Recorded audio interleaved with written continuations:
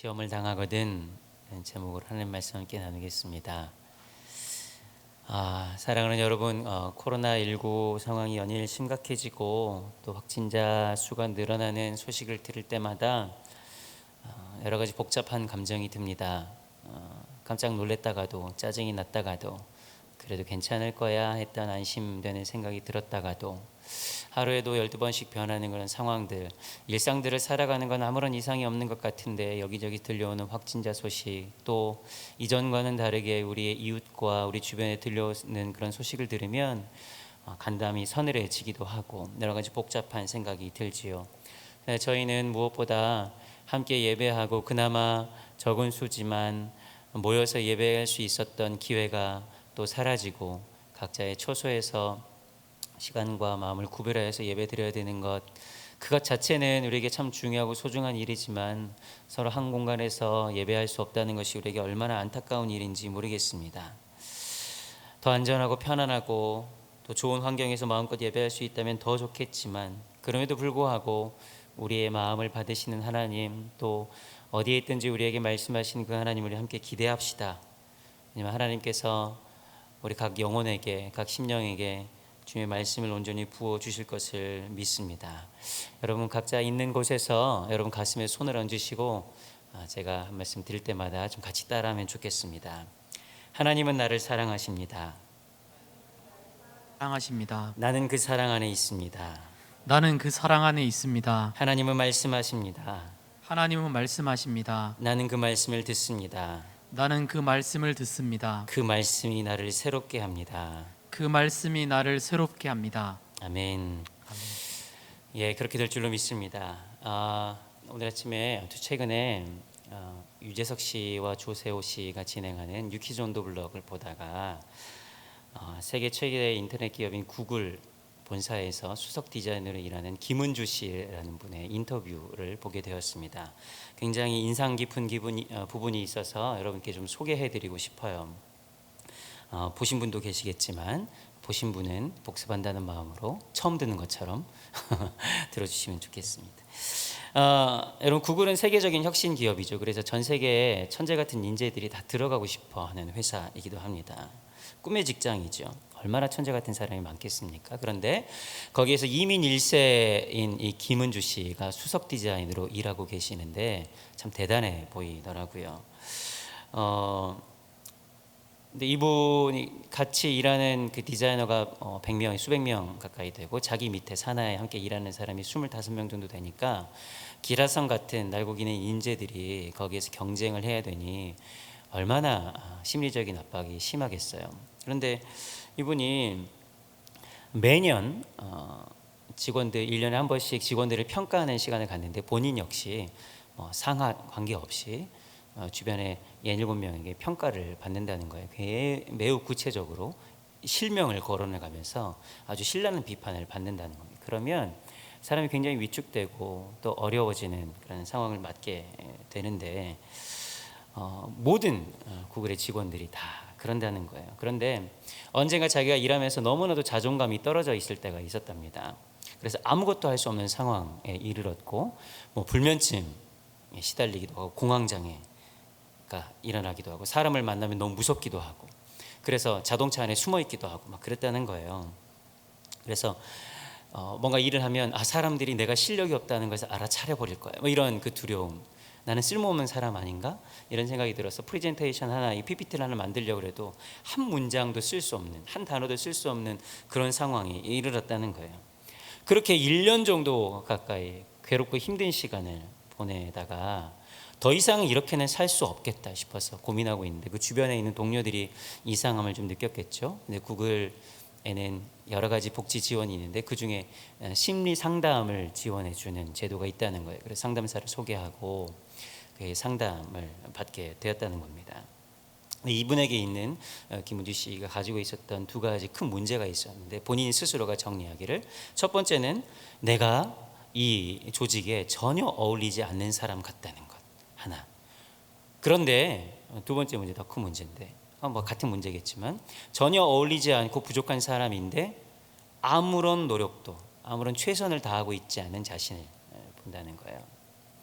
그래서 자기는 먹는 걸로 스트레스를 푸는 사람인데 막 계속 먹어대고 또 아무런 의미 없는 시간을 막 인터넷 서핑하고 막 영상 보고 막 계속 그러고 있는 자신을 발견한다는 거죠. 상담사에게 자신의 이야기를 그렇게 솔직하게 털어놓았습니다. 그러자 상담사가 이렇게 말합니다. 당신이 그렇게 자꾸 먹는 것은 당신의 몸이 지금 에너지를 굉장히 필요로 하고 있기 때문이고, 당신이 이렇게 아무런 그 의무도 없는, 아무런 목적도 없는 그 인터넷 서핑이나 영상을 찾아보고 하는 그런 행동들은 당신의 마음이 쉴 곳을 찾아서 헤매는데 살기 위해서, 버티기 위해서 당신의 마음이 지금 아주 노력하고 있는 것이라. 몸과 마음이 어떻게든 지금 이 기간을 잘 버텨내기 위해서 최선을 다하고 있으니까, 그러니까 너무 당신을 자책하지 말고 자기 자신에게 조금은 카인드해져라, 친절해져라, 이렇게 권면을 했다는 거예요. 그 이야기를 듣고 정말 그렇구나, 자기 스스로에게 내가 너무나도 함부로 대했구나 하는 생각을 하게 되고, 그 순간 그녀가 결심하게 됩니다. 더 이상 나를 괴롭히지 말자. 나를 괴롭히는 것은 오늘까지. 그 상담사의 도움을 통해서 굉장히 많이 회복되었습니다. 그래서 다시 자신을 발견하게 되고 힘을 낼 수 있었다는 거예요. 그런데 또다시 역시 평가의 기간이 찾아오지 않았겠습니까? 근데 어디서 용기가 났는지, 어디에서 마음이 들었는지 이분이 자신과 똑같이 고민하는 사람들이 있을 거라는 생각이 들어서 전 직원들에게 이메일을 보냈다는 거예요. 네, 이메일의 내용은 다음과 같습니다. 요즘 힘드시지요? 이거 한글로 보낸 건 아니고 영어로 보낸 거죠. 요즘 힘드시지요? 우리 잊지 말기로 합시다. 우리는 모두가 각자 보석 같은 사람입니다. 부족해 보이는 것으로 인해서 괴로워하지 맙시다. 이런 내용이에요. 이런 얘기에 이분이 이민 1세대인데 자신의 경험을 덧붙여서 우물안 개구리에 대한 이야기를 직원들에게 함께 보냅니다. 우물안 개구리가 어떤 이야기예요? 우물 안에 살던 개구리가 더 넓은 세상에 나가고 싶어서 바다로 나갔지만 개구리로서 온전히 살 수 없었던, 그렇죠? 그 이야기를 덧붙여서 이렇게 얘기합니다. 여러분, 지금 당신이 어디에 있느냐가 중요하지 않습니다. 오히려 당신이 어떤 존재인가, 그리고 무엇을 하며 어떻게 살아가는가가 더 중요합니다. 이런 내용의 메일을 보냈어요. 그런데 이 메시지가 구글 그 직원들에게 파장을 일으켰나 봅니다. 즉시로 답장이 수십 장이 왔는데, 겉으로는 대단해 보이던 그들의 내면에 이 김은지 씨와 비슷한 내면의 두려움과 어두움과 이 공허함과 절망과 아픔으로 둘러싸여 있던 사람들이 굉장히 많이 있었다는 것을 서로가 확인할 수 있었던 시간이었다는 거예요. 여러분, 얼마나 천재 같은 사람이에요. 모든 문제를 알아서 척척 AI의 기술을 빌어서 내지는 구글의 모든 정보력을 동원해서 다 해결할 수 있을 것 같은 사람들인데, 겉으로는 괜찮은 척하고 살았지만 내면에 무너져버린 자신의 공허한 모습들을 회피한 채, 직접 바라보지 못한 채 그렇게 살아가는 사람들이 굉장히 많았다는 것이지요. 그들의 마음을 이 편지 한 통이 움직였습니다.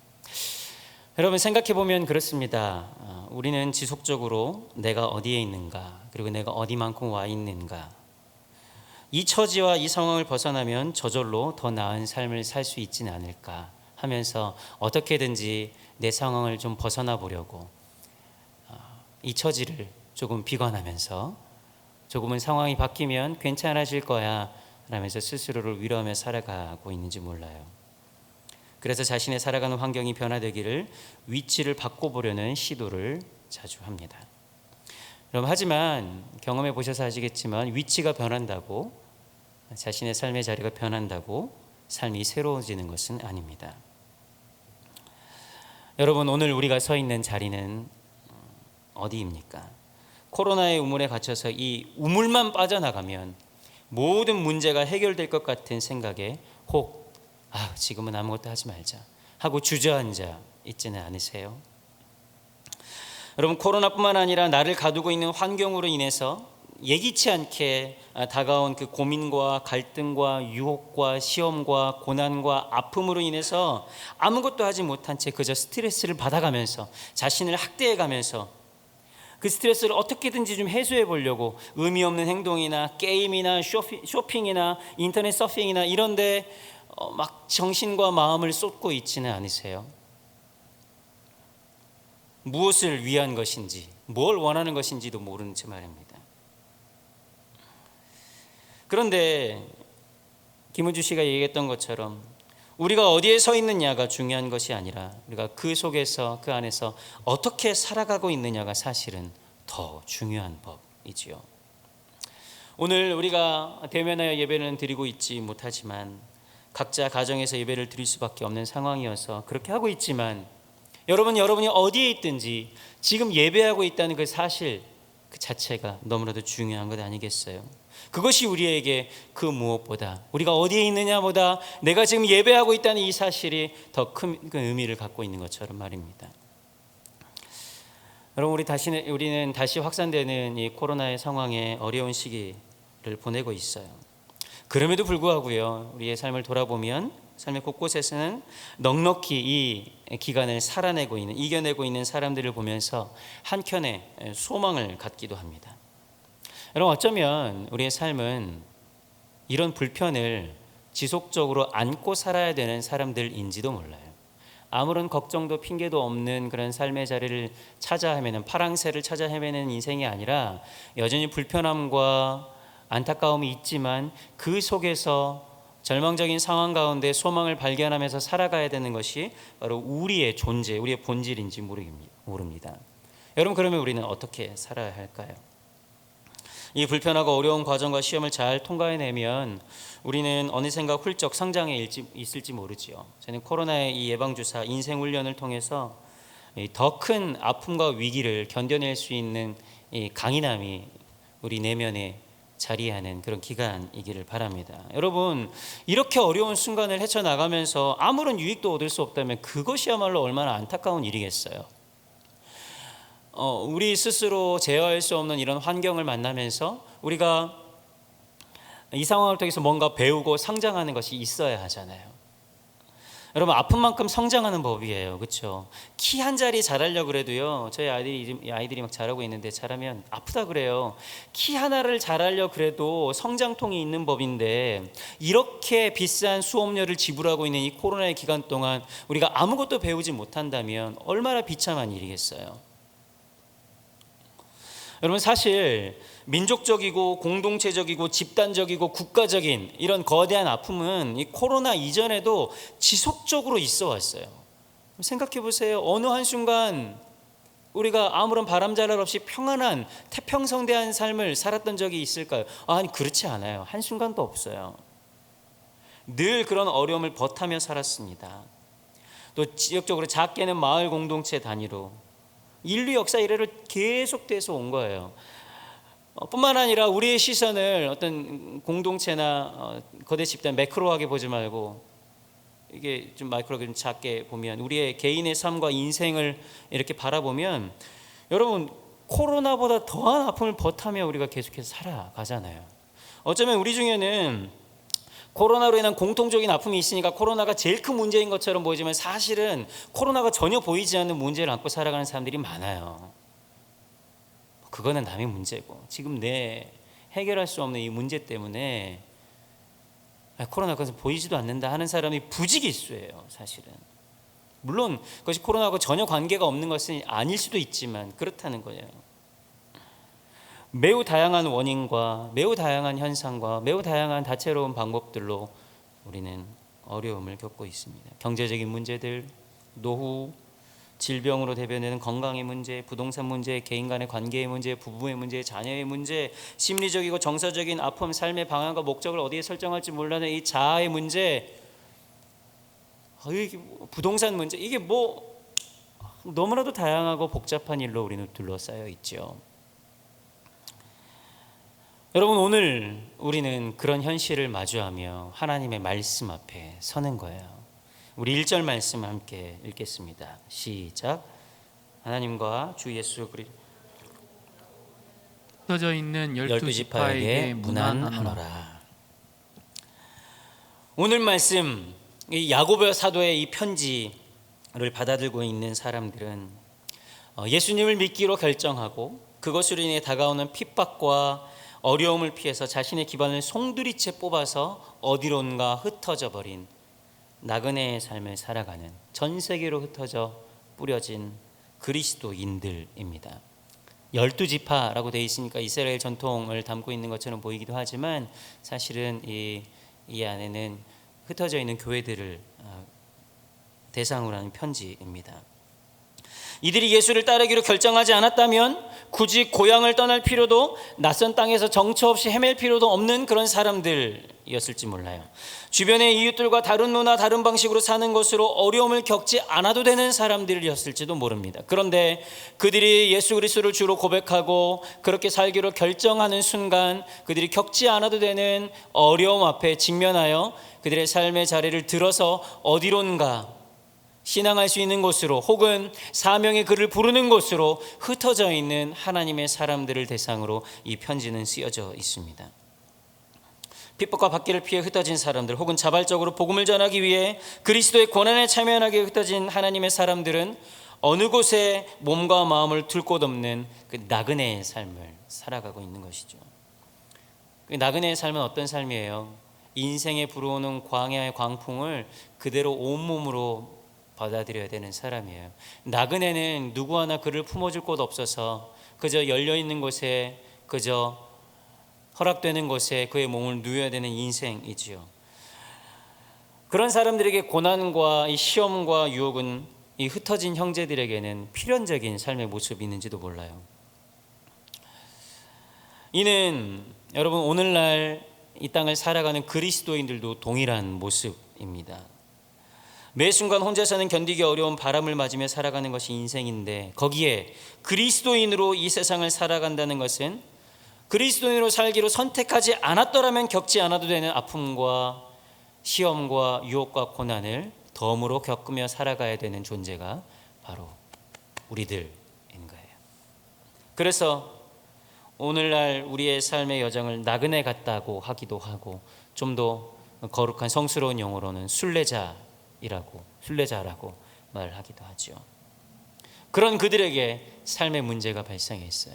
그렇게 살아가기로 결단했던 사람들에게 삶의 문제가 발생했고, 문제가 발생한 그 사람들에게 야고보 사도는 편지하고 있는 것이지요. 그래서 2절 말씀 이렇게 편지하고 있습니다. 같이 노란 글씨까지 시작. 내 형제들아, 너희가 여러 가지 시험을 당하거든. 사실 여러분 말씀드린 것처럼 굳이 신앙인이 아니더라도요, 이 땅에 발을 붙이고 살아가는 모든 인생은 본질적으로 나그네와 같은 삶을 살아가요. 그래서 최희준 씨는 인생은 나그네길, 어디서 왔다가 어디로 가냐, 이런 노래도 불렀잖아요. 사랑하는 여러분, 혼자서는 감당하기 어려운 현실이, 그리고 시험과 고난과 아픔과 어려움이 우리를 두르고 있습니까? 그래서 절망하고 계시나요? 그렇게 어렵고 힘들어하는 사람들, 아무런 의지도 없는 이들에게 오늘 야고보 사도는 이렇게 말해요.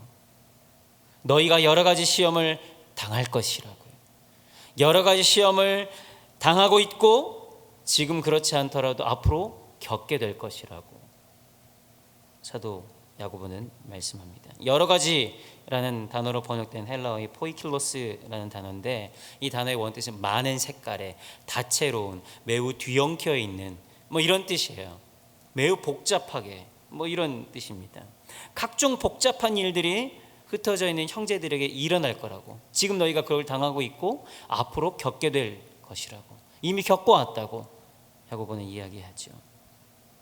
여기서 시험이라는 말로 번역된 페이라스모스라는 단어는 성경에서 여러 가지 용법으로 쓰여요. 유혹이라는 용어로 쓰이기도 하고, 시험, 테스트라고 쓰이기도 하고, 때로는 고난, 시련이라는 단어로 쓰이기도 하고 그래요. 그러니까 이 단어가 고난이냐 유혹이냐 시험이냐를 특별히 구분해서 이렇게 따로 해서, 물론 구분해서 해석하면 좀 더 의미가 있겠지만 굳이 그럴 것까지는 없어요. 왜냐하면 당장 우리에게요, 신앙인에게 있어서 고난이든지 시험이든지 유혹이든지 어려움을 당하는 사람에게는 그것은 다 동일하게 나타나기 때문에 그래요. 특별히 예수를 믿어서 새로운 삶을 결단한 사람들에게도 이런 시련은 다가온다고 말씀드렸잖아요. 야고보 사도는 이 고난의 바다를 건너야 되는 일반적인 사람들이 그들의 고난을 어떻게 해결해야 되는지 알려주기 위한 어떤 일반적인 처세줄을 지금 말씀하려고 설파하려고 이 편지를 쓰는 것이 결코 아니에요. 예수 그리스도를 향한 믿음이 있고 또 그 법 안에서 예수 그리스도의 법 안에서 삶을 살기로 결정했음에도 불구하고 여러 가지 위기와 고난과 시험으로 인해서 그들의 믿음을 포기할 위기에 처해 있는 그리스도인들에게 오늘 이 편지를 하고 있는 거예요. 바로 우리 같은 사람들, 오늘날 현실을 살아내는 현대 그리스도인들에게 사도 야고보는 편지하고 있는 것이죠. 당시 지속되는 박해로 인해서 신앙에서 돌아서는 사람들이 있었는가 하면 믿음이 공허해지고 형식화되어 버려서 그리스도인인지 아닌지 구분할 수 없는 어떤 부류의 사람들이 나타났습니다. 그 사람들에게 야고보 사도는 이렇게 편지하고 있는 거예요. 여러 가지 시험과 유혹과 고난과 아픔을 겪고 있는 이 사람들에게 이렇게 말씀하고 있습니다. 2절 말씀 다시 한번 읽겠습니다. 시작. 내 형제들아 너희가 여러 가지 시험을 당하거든 온전히 기쁘게 여기라. 여러분, 사실 매우 힘든 말씀이에요. 시험과 고난이 다가왔는데 어떻게 기뻐할 수 있단 말입니까? 물론 하나하나 구별해서 생각해 보자면 어떤 시험과 고난은 조금은 억지스럽지만 기뻐할 수도 있을 것 같아요. 그러니까 충분히 예상되는 어려움은, 그러니까 영광스러운 일이라는 확신이 드는 그런 핍박, 복음을 전하다가 감옥에 갇힌다든지 거대한 일을, 민족자적인 일을 하다가 위기에 처한다든지 하면 기뻐할 수 있는 일이 좀 있을 수는 있을 것 같아요. 그런데요, 여러분, 가만히 생각해 보면 어떤 시험은 기뻐할 수 없을 뿐만 아니라 기뻐하면 안 될 것 같은 시험도 참 많아요. 야, 이거 지금 내가 기뻐하면 정신 나간 사람이라는 소리 듣는 거 아니야? 라는 시험이 굉장히 많아요. 그럼 어떻게 해야 되겠습니까?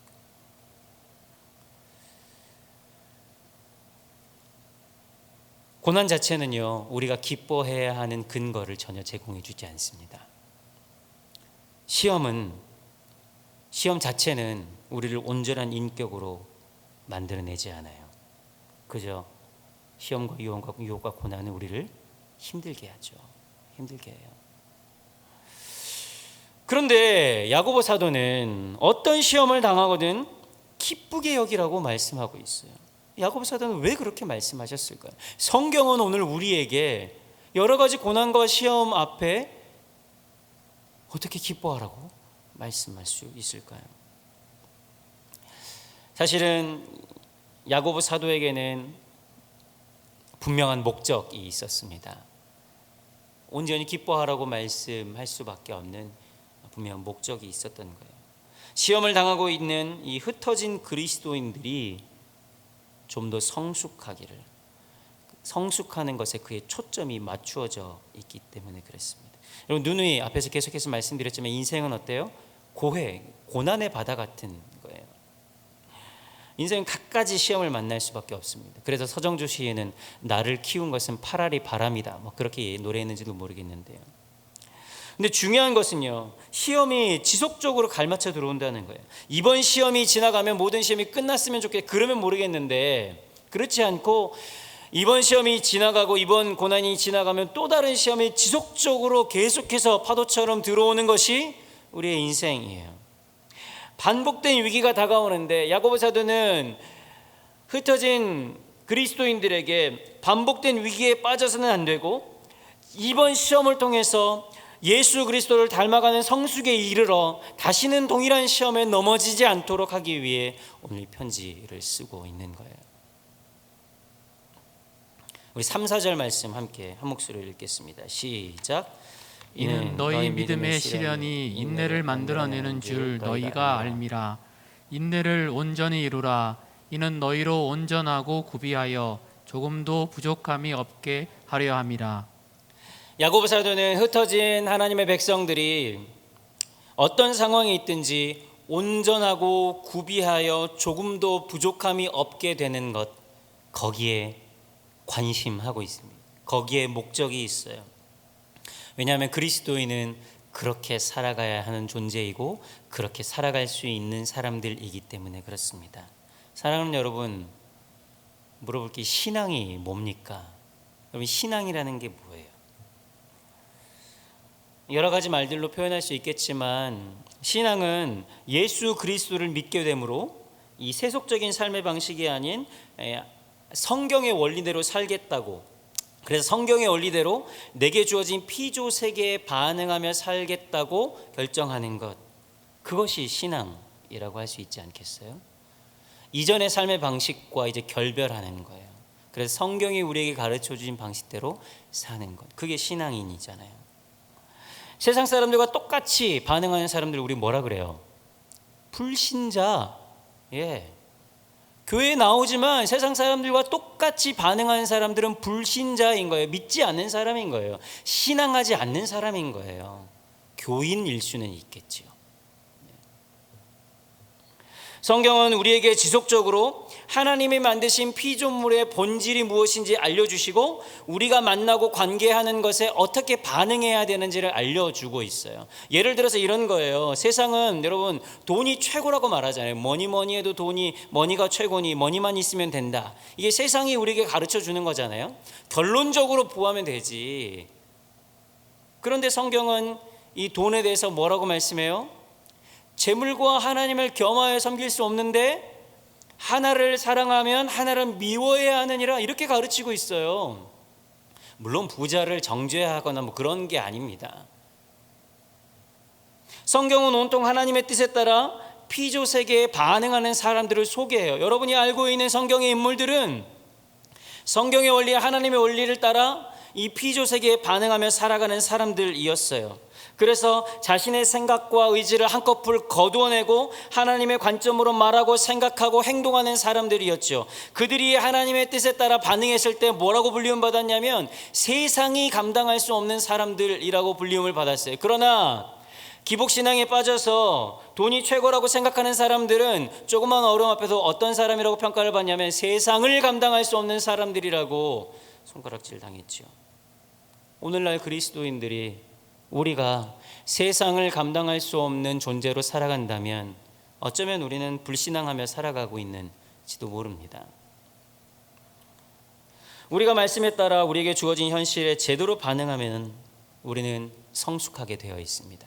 하나님의 말씀은 우리를 온전하게 하고 의로 교육하기에 유익하다. 성경이 우리에게 알려준 바 아니겠습니까? 하나님의 말씀에 반응하며 하나님의 말씀이 우리에게 가르쳐 주신 대로 반응하기로 결정하고 그렇게 살아가면 우리는 성숙하고 열매 맺게 되어 있어요. 그러나 우리가 제대로 반응하지 않게 되면 우리가 가지고 있는 것, 이미 우리에게 주어진 것들이 우리에게 화가 됩니다. 이것이 성경이 우리에게 말하고 있는 원리인 거예요. 이 말씀들이 오래 가니까 벌써 10시가 더 되니까. 여러분, 예수님을 제자들 못지않게 만난 사람들이 누구예요? 아침에 새벽에 이명철 목사님도 말씀하셨는데 바리새인들. 무리와 바리새인들. 그런데 바리새인들은 예수님을 만나도 변하지 않았어요. 풍성한 생명을 누리지도 못했어요. 왜요? 예수님께서 그들을 향해서 이렇게 말씀해요. 요한복음 6장에 너희들이 내게 오는 까닭은 떡을 먹고 배부른 까닭이다.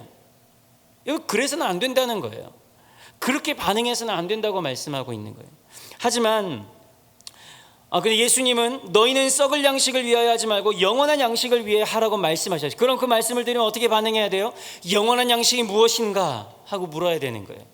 이게 하나님의 말씀에 반응하는 삶인 거예요.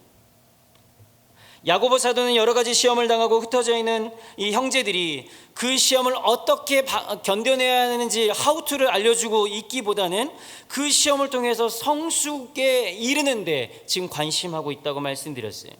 그들에게 다가온 여러 가지 시험을 그리스도의 방식으로, 예수님의 방식으로 반응하게 된다면 그들에게는 분명 믿음의 시련이 인내를 이루고 인내가 결국 그들로 하여금 온전하게 할 것이라고 야고보는 말씀하고 있는 거예요. 야고보는 그것을 믿고 있어요. 우리의 신앙 인격은 고난을, 그리 힘들고 어려운 일을 얼마나 잘 참는가에 있는가 보다 우리가 어떻게 반응하는가에 따라 형성되게 되어 있습니다. 여러분, 힘든 일과 시련을 잘 참는 거 하고요, 그것을 다른 눈으로 바라보는 것은 엄연히 다른 거예요. 시험을 참아내는 것이 우리를 온전하게 하지 않습니다. 오히려 시험을 다르게 바라보는 것이 우리를 성숙하게 합니다. 2절 말씀 우리 다시 한번 읽어볼까요? 시작. 내 형제들아, 너희가 여러 가지 시험을 당하거든 온전히 기쁘게 여기라. 성경이 우리가 당하는 시험을 온전히 기쁘게 여기라고 말씀하시는 이 헬라의 원뜻은 어떤 뜻이냐면 기쁨이 끌고 가게 하라, 이런 뜻이에요. 기쁨이 너희를 견인하게 하라. 그것이 시험에 대처하는 우리의 온전한 반응, 그리스도인의 온전한 반응이라는 거예요. 위에서도 말씀드렸지만 고난 자체가 우리에게 기쁨일 수 없습니다. 그것은 우리를 힘들게 해요. 힘들어요. 많이 아파요. 그런데 그때 시험과 시련으로 인한 염려와 근심과 고통과 슬픔이 우리를 끌고 가도록 내버려 두지 말고 기쁨이 우리를 끌고 가도록 반응해야 한다는 거예요. 그것이 그리스도인 온전한 반응입니다. 왜요? 복음의 사람은 그럴 수 있는 사람이기 때문에. 복음은 뭡니까? 복음은 뭐예요? 전혀 괜찮지 않은 사람들, 괜찮지 않은 인생과 상황 가운데 괜찮다 말씀하시는 예수 그리스도의 말씀을 붙잡는 것, 그렇게 말씀해 주시는 그 믿음, 그게 복음 아니겠어요? 때문에 복음을 붙들고 살아가는 사람들은 여러 가지 시험을 당하거든 온전히 기쁘게 여길 수 있는 능력이 그 내면에 탑재되어 있는 사람들인 거예요. 그리스도인의 제일 된 특징이 뭐예요? 기쁨의 사람이라는 거예요. 우리가 고난에 빠져 있을 때 기쁨이 우리를 견인하게 하지 않고 고난과 슬픔 가운데 그대로 빠져 있으면 그것이 우리의 눈을 가려서 우리에게 있는 이미 좋은 것들, 이 시험의 과정을 온전히 통과하도록 하나님께서 곳곳에 숨겨놓으신 은혜의 보석들을 발견할 수 없도록 해요. 우리가 시험을 당할 때 그 시험에만 매몰되어 있어서 거기에 빠져 있게 되면 하나님이 우리를 건지시는 그 은혜의 손길을 발견할 수 없게 되는 거예요. 여러분, 시험을 대하는 최악의 반응이 뭔지 아세요? 고난을 대하는 최악의 반응은 하나님이 있다면 세상이 도대체 왜 이래? 하나님이 날 사랑하신다면 내가 원하는 것이 좀 이루어지고 문제가 해결돼야 되는 건 아닌가? 하나님은 왜 내 기도를 들어주지 않는 것인가? 이게 최악의 반응인 거예요. 이게 무슨 뜻이에요? 나는 여전히 미성숙한 채로 그대로 남아있으면서 하나님 당신이 좀 움직여서 내 문제를 해결해 달라는 거 아니겠어요? 하나님이 진이가 되어서 내 소원을 좀 들어달라고. 여러분, 이거는 사실 불가능한 요구입니다. 그리고 매우 잘못된 요구예요. 그러나 우리는 너무나도 쉽게 하나님 앞에서 이런 주장합니다. 나는 그대로 있으면서 말입니다. 사랑하는 여러분, 우리가 철을 재련하여 어떤 충격에도 견딜 수 있는 철을 만들기 위해서는 수십 차례 담금질의 과정, 수없는 망치질의 과정을 거쳐야 합니다. 그 과정을 통과하지 않고 물건을 만들어내면요, 조그만 충격에도 부서져 버리는 그저 쇳덩이에 불과한 거예요. 우리가 믿음의 시련을 통과하여 인내를 만들어내지 않고 인내를 이루어 온전해지지 않으면 우리가 겉모양은 그리스도인인 것 같지만, 교인인 것 같지만, 성도인 것 같지만 세상의 조그만 충격에도 넘어지고 뿌리 뽑혀버리는, 완전히 자빠져버리는 무늬만 그리스도인인 사람으로 살아갈 수밖에 없는 거예요. 사랑하는 여러분, 우리는 이 믿음의 시련의 과정을 통과해야 합니다. 그 믿음의 시련, 이 단련의 과정을 통해서 내 안에 여전히 남아있는 신앙처럼 보이는 불순물들, 신앙처럼 보이는 자기 확신, 자기 연민,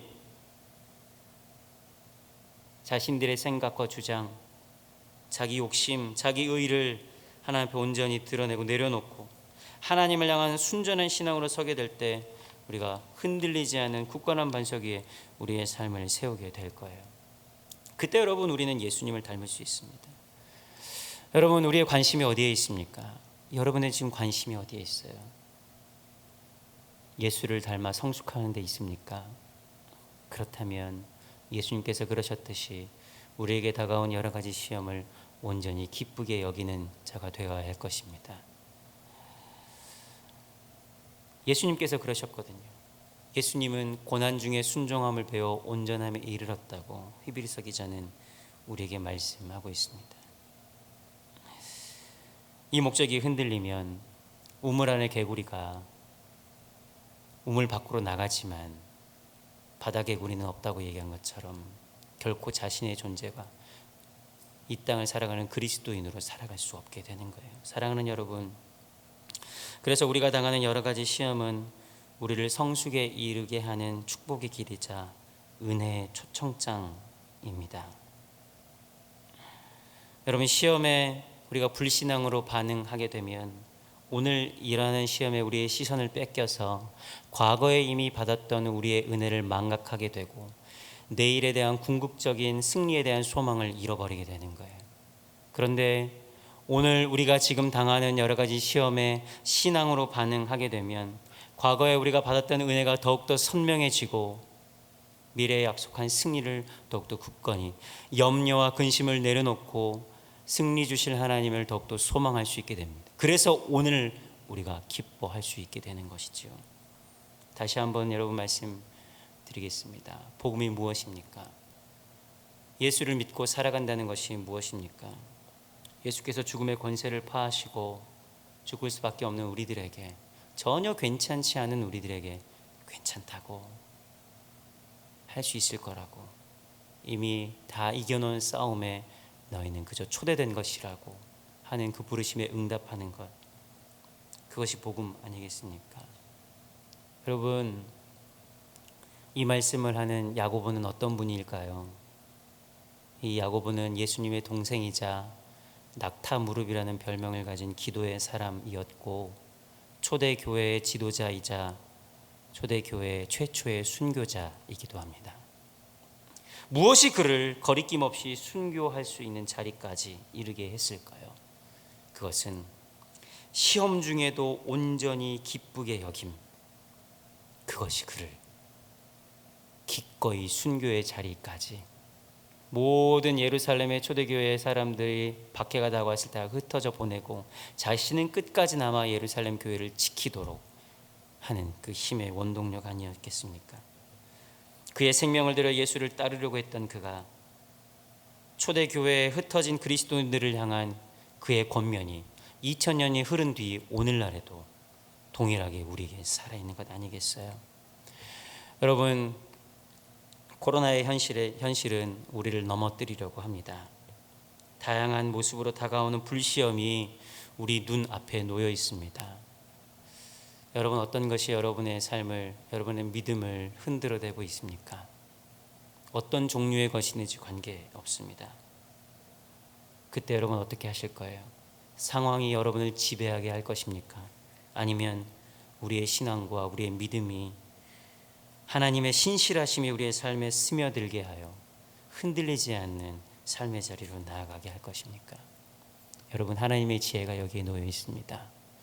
좌절하고 절망하는 사람들일수록 여러분이 당하는 여러 가지 시험을 온전히 기쁘게 여기시기 바랍니다. 그것이 우리로 하여금 온전하게, 구비하여 온전하게 할 줄로 믿습니다. 함께 찬양하며 기도하겠습니다. 오늘 찬양할 때요, 여러분,